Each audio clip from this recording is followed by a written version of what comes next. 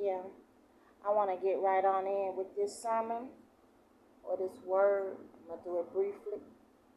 But I just want to talk about how money has failed us in the past.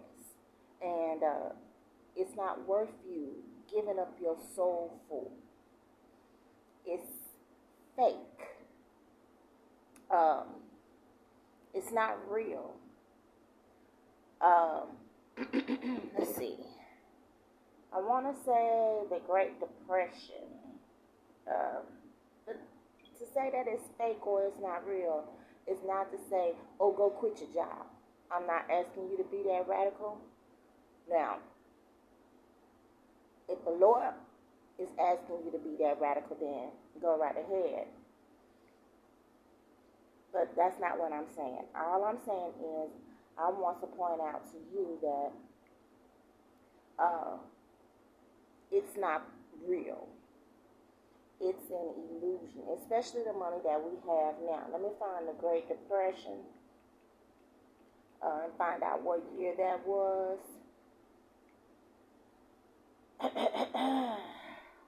The Great Depression of 1929 was an economic shock that impacted most countries across the world.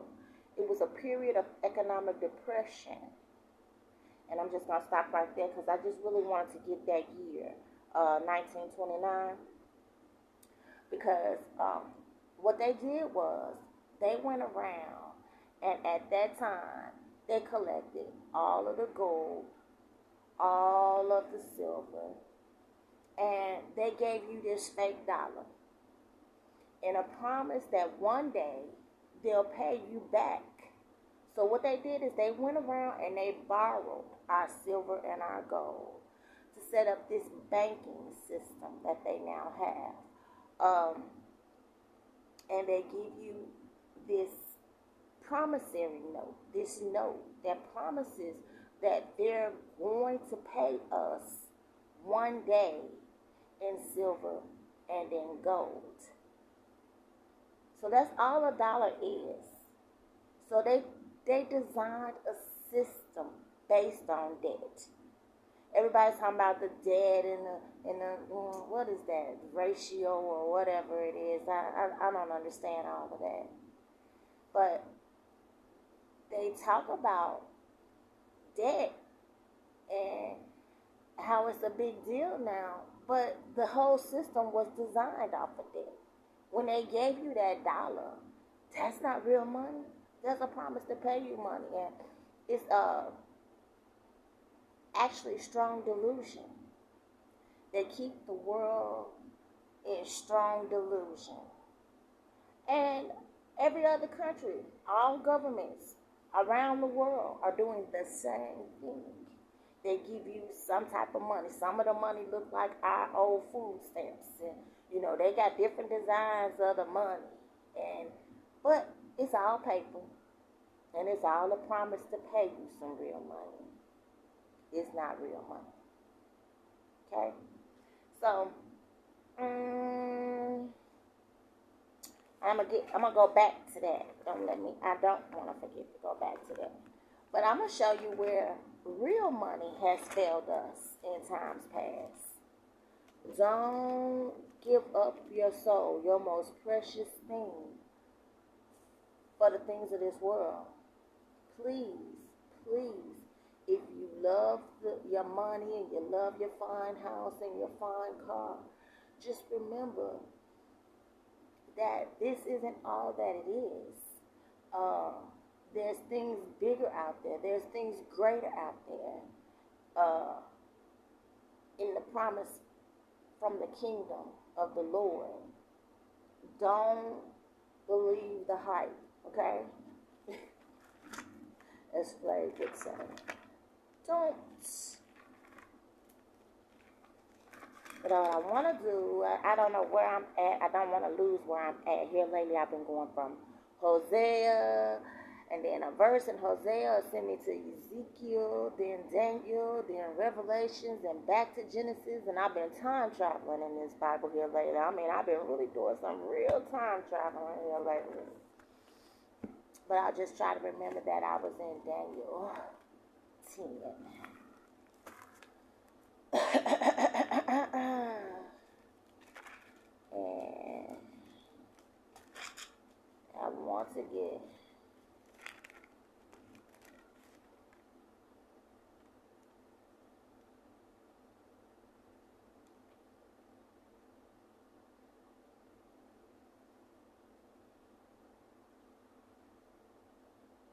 One moment. I'm in Genesis.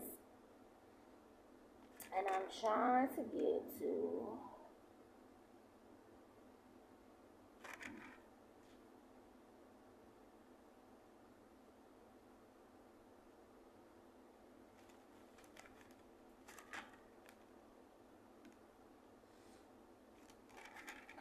One second.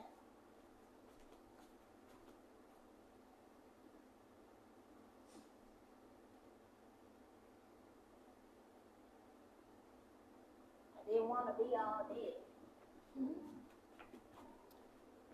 You like my latest shirt? God is with me. Yes, He is. I don't know if you see that backwards or what, but okay. It's not in my online store yet. It is coming soon. And I just want to show you where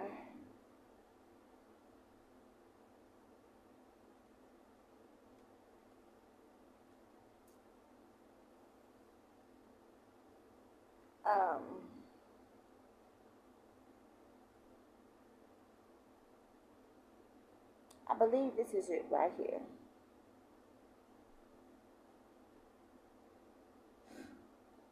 Joseph and the famine. So it's Genesis 47. And there was no bread in all the land, for the famine was very sore, so that the land of Egypt and all the land of Canaan fainted by reason of the famine. So everybody hungry. And Joseph gathered up all the money that was found in the land of Egypt and in the land of Canaan for the corn which they bought. And Joseph bought the money into Pharaoh's house. And when money failed in the land of Egypt and in the land of Canaan, all the Egyptians came unto Joseph and said, Give us bread, for why should we die in the presence, in thy presence? For the money has failed. It actually says, for the money faileth. Money is no good. I don't need money. We holding on to whatever food we got. We don't need money. It's real. And Joseph said, Give your cattle, and I will give you for your cattle if money fail. So, well then give us your animals. Give us your animals.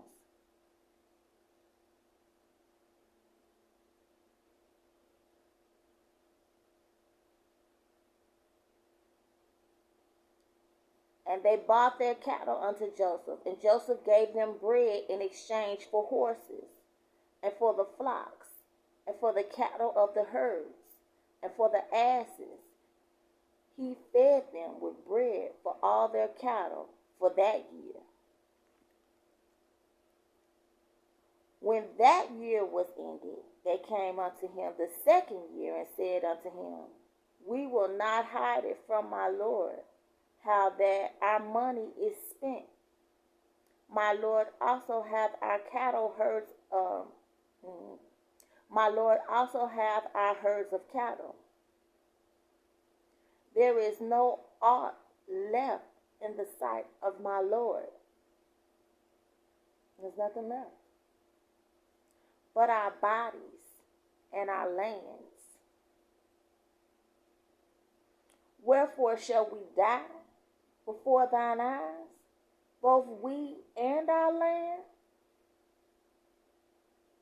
Buy us and our land for bread, and we and our land will be servants unto Pharaoh. And give us seed that we may live and not die, that the land be not desolate.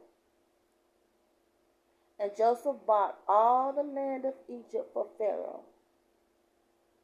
For the Egyptians sold every man his field because the famine prevailed over them. So the land became Pharaoh's. So they done gave everything they got. They done sold their bodies, their land.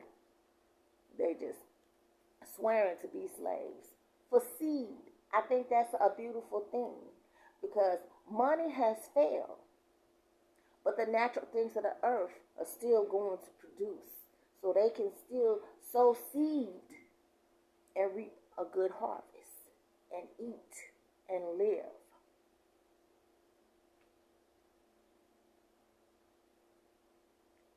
And as the people, he removed them to cities. And as for the people, he removed them to cities from one end of the borders of Egypt even to the other end thereof. Only the land of the priests bought he not, for the priests had a portion assigned them of Pharaoh, and did eat their portion which Pharaoh gave them. Wherefore they sold not their lands. The priests didn't sell their lands, and they still ate and lived. Then Joseph said unto the people, Behold, I have bought you this day and your land for Pharaoh. Lo, here is seed for you, and ye shall sow the land. And it shall come to pass in the increase that ye shall give the fifth part unto Pharaoh, and 4 parts shall be your own, for seed of the field, and for your food, and for them of your households, and for food for your little ones. And they said, Thou hast saved our lives. Joseph bless you. God bless you, Joseph. You have saved us. This is a gracious king. The king told Pharaoh, You have all that I have, except for the throne. You are everything that I am.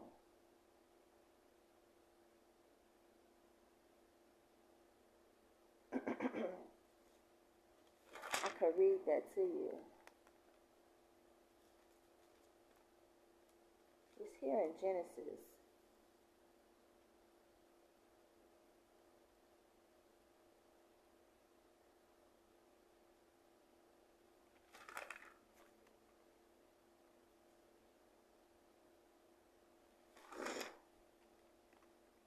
This is it.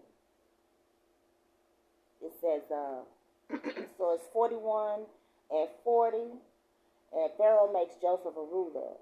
And it says, Thou shalt be over my house, and according unto thy word shall all my people be ruled. You calling it, bro. You run the show. That show God's power is greater than any other power. Because this Pharaoh made Joseph king. Only in the throne will I be greater than thou. And Pharaoh said unto Joseph, See, I have set thee over all the land of Egypt. And Pharaoh took off his ring from his hand and put it on Joseph's hand, and arrayed him in vestures of fine linen, and put a gold chain about his neck. See, these are things that we're going to receive when we get into the kingdom of heaven too. Gold chains and gold crowns and fine linen, white robes. Hey, it's going to be a Holy Ghost good time. Gonna take you high. Okay. Where was I? I'm on the battlefield. Then Joseph said unto the people, Behold, I have bought you this day and your land for Pharaoh. Okay, I read that. Sorry. And he said to give a portion to and your little ones. 24. Here we go. 25. And they said, Thou hast saved our lives. Let us find grace in the sight of my Lord, and we will be Pharaoh's servants. And Joseph made it a law over the land of Egypt unto this day that Pharaoh should have the fifth part, except the land of the priests only, which became not Pharaoh's. And Israel dwelt in the land of Egypt in the country of Goshen. And they had possessions therein, and grew and multiplied exceedingly. I don't know. I'm sorry. I got choked. Ain't that something right in the middle trying to bring this good message? But our government now, they not trying to give us seed. They not telling us to go grow the land. They not setting us free. They're going to continue to enslave us. So now, you done already took all the gold and the silver out the land in the Great Depression of 1928-29. And now, you telling us,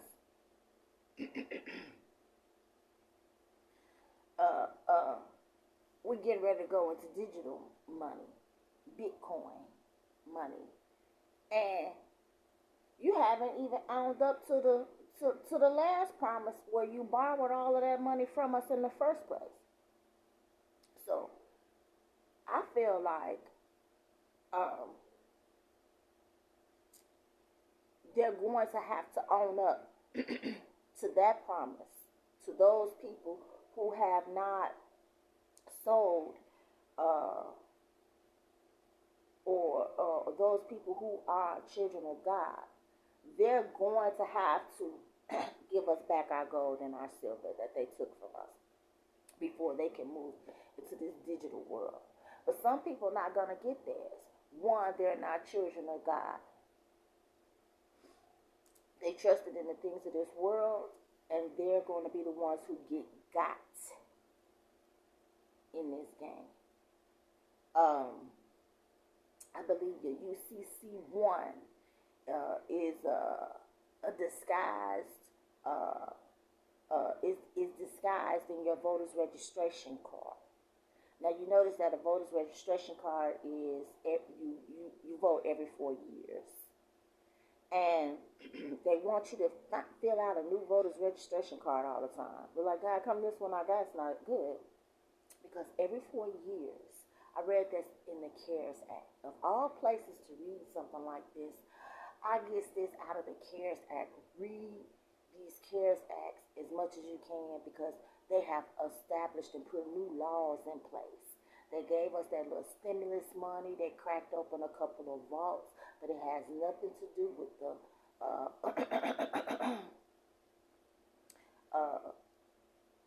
I'm sorry. They've cracked open these vaults, and they're not going to hand it out those few dollars, but it's not as it appears to be. It's not what you think it is. It's all designed to steal from you. So these people that believe in this system and are filling out their voters and registration card, and they vote when there's no such thing as voting. Whoever they want to get in there, that's who's going to get in there. I stopped voting when Bush got in the office. And they did all of that cheating way back then. And I think I was just really starting to vote then, you know. And after I saw that, I was like, oh, well, I'm just not going to pay that any attention, because how could they get away with something like that? Who does that? So when the Bush administration got in there on that hoax that they pulled, I just gave up all hope. And I paid the things of the world no attention. So, yeah, read your CARES Act. Pay attention. And more than anything, realize that the things of this world are not real things. And all they come to do, at the end of the day, You signing the UCC1 or your voter's registration card is just going to cheat you out what is rightfully yours, because I believe eventually they're going to have to pay up the money that they borrowed from generations ago in 1929 to supposedly dig people out of the Great Depression. They're going to have to bring those coins on. I think I want the Zugaran. Give me my bouillons, okay?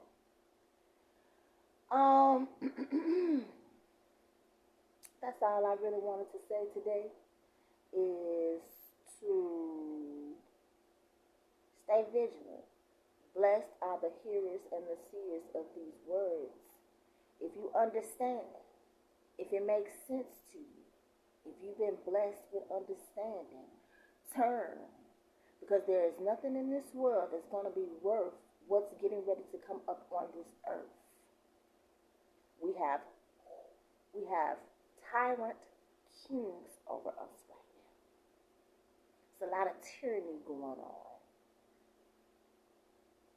And it's only going to get worse.